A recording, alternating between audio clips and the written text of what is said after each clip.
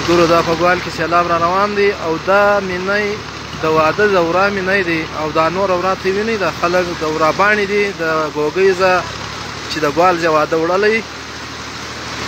او دوی په دا سیلاب کې دا مینۍ په ساو شو د هغه لرې تی چې وینه کې نه ویست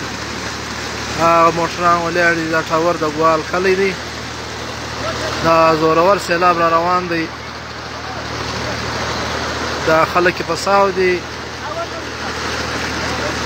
دا وراباڼې وینئ دا ټوډیانې او دا خلک وینئ دا وراباڼې دي او دا مینۍ دا په ساو سوی دي اوبو کې